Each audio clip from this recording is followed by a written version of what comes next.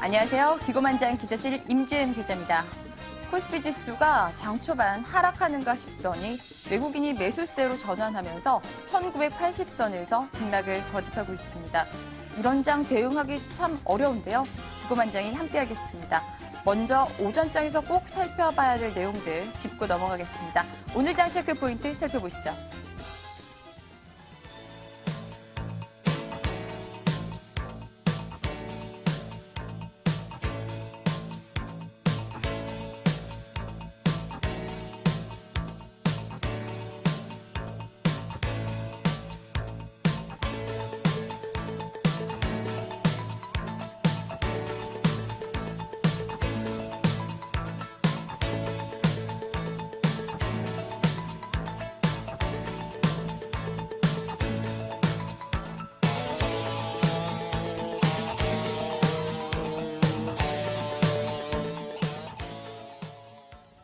안녕하세요. 기고만장 체크포인트 박민영입니다. 자, 오늘 우리 증시 오전장에는 외국인의 매도를 보이다가 다시금 매수로 전환하면서 상승분로 전환했습니다. 외국인의 수급과 지수 상승 이대로 쭉 장 막판까지 이어졌으면 좋겠는데요. 자, 이 가운데서 우리가 점검해야 될 정보들은 무엇인지 오늘 하나하나 짚어드리겠습니다. 자, 먼저 머니투데이 방송 보도본부에서 보고 있는 이슈들부터 점검해 보시죠. 첫 번째 소식 열어보겠습니다. 자, 2월 실물 경기 지표 소식이 전해지고 있습니다. 지난달 대비해서 모두 지표가 부진했다라는 소식 들려오고 있는데요. 자세히 한번 들여다보겠습니다. 생산과 소비, 투자 지표가 모두 전달 대비 마이너스를 기록했다고 통계청이 발표했습니다. 지난달 광공업 생산은 전달 대비 1.8% 감소하며 두 달 연속 하락세를 보였습니다. 광공업 생산이 줄어든 것은 자동차 수출 감소 영향이 컸는데요. 소비 지표인 소매 판매도 설 영향으로 3년 만에 가장 큰 하락폭을 기록했습니다. 뿐만 아니라 투자 회복세 역시 주춤하며 건설 기성의 감소가 설비 투자를 지난달 대비 0.3% 하락으로 끌어내렸습니다. 자, 기운 나야 할 금요일에 아직 뚜렷한 회복세가 감지되고 있지 못하다는 소식 들려와 있습니다. 네, 실물 경기 지표 부진 소식이 있었죠. 두 번째입니다. 제조업 체감 경기는 지난달 대비 개선됐다라는 소식입니다. 하지만 아직도 기준치인 100에 비해서는 계속 밑도는 움직임이 이어지고 있다라고 하는데요. 자세히 한번 들여다보겠습니다. 자, 열어보시죠. 3월 제조업의 기업 경기 실사 지수 BSI는 81을 기록하면서 한 달 전보다 3포인트 올라 두 달 연속 개선됐습니다. 다만 기준치 100에는 여전히 크게 못 미치는 수준이며 지난 2010년 7월 이후 4년 가까이 기준점을 넘지 못하고 있습니다. 기업 경기 실사 지수와 소비자 동향 지수를 합성한 3월 경제 심리 지수는 98을 기록하며 지난달보다 1포인트 하락했습니다. 네, 동부그룹의 주 채권은행이죠. 산업은행 측이 동부제철을 포스코에게 공동 인수하자라는 새로운 제안을 내놨다는 소식 어제부터 계속 전해지고 있습니다. 자, 구체적인 내용 한번 살펴보도록 할게요. 산업은행이 제안한 방식은 바로 공동 지분 투자입니다. 포스코가 동부제철 인천공장의 지분 20%에서 30%가량을 사고 나머지는 산업은행이 투자하는 방식인데요. 이렇게 되면 포스코가 들이는 부담은 크게 낮아집니다. 사는이 재무적 투자자로 참여해 포스코의 부담을 덜어주는 방식입니다. 그간 중국 철강업체들이 동부제철에 눈독을 들여왔지만 철강업계에서는 국부 유출 등을 우려해서 업계 맏형인 포스코가 나서주길 기대하고 있습니다. 포스코의 움직임으로 공급 과잉 걱정을 조금이나마 덜어갈 수 있으면 좋겠네요. 네, 아이디어는 있지만 정작 자금이 부족해서 회사를 영위하기 어려운 업체들이 굉장히 많습니다. 자, 이들을 위해서 정부 측에서 자금을 지원하겠다, 지원하는 팔을 걷어붙이고 나서는 움직임이 포착되고 있습니다. 살펴보도록 하시죠. 자, 보실까요? 정부가 창의적 기술 아이디어를 가진 중소기업이 사업화, 상용화에 성공해 양질의 일자리를 창출할 수 있도록 연구 개발 지원 사업을 확대합니다. 국토교통부는 올해 120억 원 규모의 중소기업 전용 지원 예산을 신설하고 단계적으로 2017년까지 800억 원을 투입한다고 밝혔습니다. 이를 통해 140개 이상의 중소벤처기업을 지원하고 1,700개 일자리를 창출한다는 계획인데요. 중소기업이 보유한 기술과 아이디어의 사업화, 또 공공이 보유한 특허 기술을 중소기업으로 이전하는 사업, 공공기관이 이를 나중에 구매하는 사업 등 3가지 방식으로 이뤄진다고 합니다. 반짝이는 아이디어가 사업, 경제에 기여하는 사례가 앞으로 더 많아졌으면 좋겠습니다. 네, 일단 수급적인 긍정적인 시그널은 나오고 있습니다. 이 가운데 우리가 봐야 하는 특징주들 무엇이 있을지 열어보시죠. 자, 상승 쪽에서는 동부제철과 CJ제일제당이 포착되고 있고요. 오늘 하락하는 종목으로는 악재가 이어지고 있네요. SM과 제이웨이 등이 확인되고 있습니다. 먼저 동부제철부터 열어보도록 할게요. 앞서 저희가 이슈에서도 확인을 했었죠. 포스코 전날 동부제철의 주채권은행인 KDB산업은행으로부터 동부제철 인천공장과 동부발전당진의 패키지 인수 제안을 받은 것으로 알려졌는데요. 이 소식이 호재작용하면서 동부제철 어제 상한가였고요. 오늘장 역시 10% 넘어가는 급등 흐름 보이고 있습니다. 하지만 포스코의 주가는 불확실성으로 하락하고 있습니다. 자, CJ제일제당 라이신 최대 경쟁사죠. 중국의 GBT의 디폴트 가능성이 제기됐습니다. 또 하반기 미국과 유럽 지역의 판매 가격 회복 가능성이 실적 개선을 이끌 것이다라는 분석 등 나오고 있는데요. 오늘장 출발부터 꾸준하게 상승 탄력 키워나가고 있죠. 5% 이상 급등하면서 28만 원을 넘어서고 있습니다. 자, 하락하는 종목 확인해 보시죠. SM입니다. 얼마 전 탈세 의혹을 받았던 SM이 대표 이수만 씨가 서류상 회사로 미국의 호화 별장을 매입했다는 의혹에 주가 하락 중입니다. 회사 측은 적법 절차에 따라 취득 신고를 마쳤다고 했지만 투자 심리는 다소 위축되는 모습이었는데요. 하지만 장 초반의 낙폭 대비 많이 줄였습니다. 현재는 0.9% 약보합권 하락세를 보이고 있습니다. 제이웨이 이어서 확인할게요. 25일에 결정됐었던 30억 원 규모의 제3자 배정 유상증자가 청약자가 없어 전액 미발행 처리됐고 자금이 납입되지 않았다고 밝혔는데요. 이 소식에 오늘장 제이웨이는 6% 가까운 급락 흐름 보여주고 있습니다. 네, 부자 되는 좋은 습관 MTN의 정보 부자 되는 시간 기고만장 체크포인트였습니다.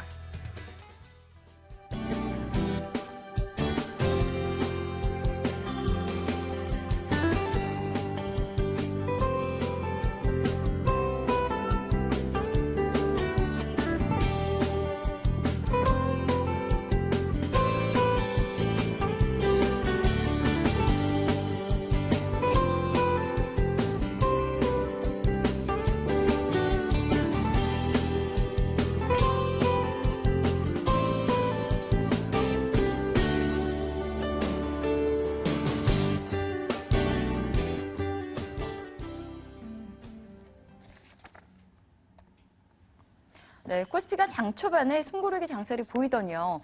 바로 상승세로 돌아서면서 1980선 회복했습니다. 상승 추세 얼마나 더 이어질지 전문가에게 좀 들어봐야 될 것 같습니다. 김춘석 SK증권 명동 PIB센터 부장 연결되어 있습니다. 안녕하세요. 네, 안녕하십니까? 네, 부장님, 그 PIB센터, 저 PIB센터 처음 들어보는데 이 PIB가 뭐 줄임말인가요?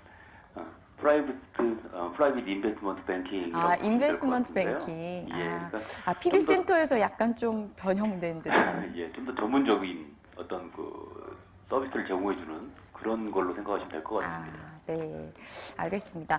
오늘 뭐 장 초반에 뭐 좀 하락하는 것 같더니 다시 좀 올라섰어요. 이게 네. 지금 그 미국에서도 뭐 GDP 성장률 뭐 지수가 좀 안 좋았고 시장 예상치보다 안 좋았고 뭐 우크라이나 사태 등 뭐 대외발 악재들이 있었는데 이럼에도 불구하고 우리 시장 지금 어느 정도 꽤 이렇게 견고하게 유지하고 있습니다. 현재 시장 어떻게 보고 계시는지요? 일단 뭐 가장 큰 부분 자체는 이제 분기말, 이제 1분기 말을 앞두고 일어난 어떤 윈도우 드레싱 효과가 가장 크지 않나 이렇게 생각을 하고 있습니다. 네. 그동안에 거래소 대비해서 코스닥이 많이 올라갔지 않습니까? 네. 그러니까 거래소 쪽에 있는 종목군들이 밸류에이션 대비해서 너무 과도하게 빠진 그런 부분이 있었습니다. 네. 그러니까 일정 부분 자체는 이제 롱투펀드 영향으로도 볼 수가 있는 부분인데 그런 부분들 때문에 거래소가 거래 종목들이 상당히 밸류에이션 대비 낮아졌다는 평가를 받는 부분이 있었고요. 또한 코스닥 쪽에 가 있던 그 종목들이 밸류에이션 대비 너무 고평가됐다는 그런 인식이 있다 보니까 그 자금들이 돌아온다라고 볼 수 있을 것 같습니다. 그리고 앞에 말씀드렸던 농축펀드 같은 경우도 일단은 어느 정도 숏 커버링이 들어올 수 있는 자리다 이렇게 볼 수도 있을 것 같고요. 네. 그래서 특히 거래소 종목들이 키맞추기 장사가 되는 거죠. 그러니까 많이 빠진 종목들은 어느 정도 돌아오고 먼저 나갔던 종목들은 눌림목을 받는 어떤 그런 부분 자체도 있는 거고요. 네. 그다음에 또 하나는 삼성전자하고 현대차죠. 네. 우리 증시를 떠받드는 어떤 양대 축인데 이 축 축구에 있던 종목군들이 올라오면서 시장의 어떤 흐름이 좀 좋아지고 있다 이렇게 볼 수 있을 것 같고요. 마지막으로는 이제 우크라이나 사태 자체가 찻잔속의 대포로 끝날 가능성이 커졌다 이렇게 볼 수 있을 것 같습니다. 아시는 것처럼 실질적으로 미국이 어떤 군사력을 동원할 수 있는 건 한계가 분명히 있는 상태거든요. 네. 그러다 보면 결론적으로 뭐 유가라든가 곡물가 뭐 이 정도인데 그 부분에 있어가지고도 이제 서방 쪽 특히 이제 서유럽 쪽이죠. 독일을 비롯한 이쪽에서 워낙 러시아에 코가 껴여 있습니다. 아시는 것처럼 에너지 원도 석유 같은 경우는 한 30% 정도, 독일 같은 경우는 국내 소비 30% 정도 러시아에서 갖다 쓰다 보니까 아직까지 확실하게 돌아서지 못하고 있는 서유럽 쪽 같은 경우에서 있어서는 러시아 제재에 상당히 뭐라 그럴까 좀 난색을 좀 표명하고 있는 그런 부분이거든요. 네. 그래서 결론적으로 국제적으로 봤을 경우에 우크라이나 사태도 그렇게 큰 위험이 되지 않을 것이라는 분석이고요. 그런 부분들 자체가 우리 시장을 좀 끌어올리는 데 도움이 되고 있지 않나 이렇게 볼 수 있을 것 같습니다. 네. 지금 최근에 외국인들이 조금 매수세가 유입이 되고 있는데 이걸 좀 이게 본격적으로 의미 있게 봐도 되는 건지 어떻게 평가하십니까? 아직 의미 있다고 보기는 좀 어려울 것 같습니다. 왜 그러냐면 외국인들이 이제 작년에 쭉 사들어왔던 금액 자체가 한 14조 정도 되지 않습니까? 네. 근데 올 들어와서 파는 금액이 한 4조 정도 팔고 있고요. 3월달 들어서 1조 6천억 정도 팔고 있거든요. 반면에 사들이고 있는 쪽은 이제 개인들이 주로 사들이고 있는 그런 모습이다 보니까 네. 시장이 상당히 취약한 그런 부분이 있고요.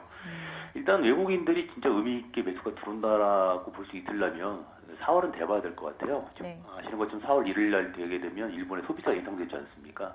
그러다 보면 아무래도 그런 어떤 충격파, 여파를 최소화시키기 위해서 BOJ가 추가적인 양적완화 조치를 취할 가능성이 크다라는 그런 얘기가 나오고 있는 상태거든요.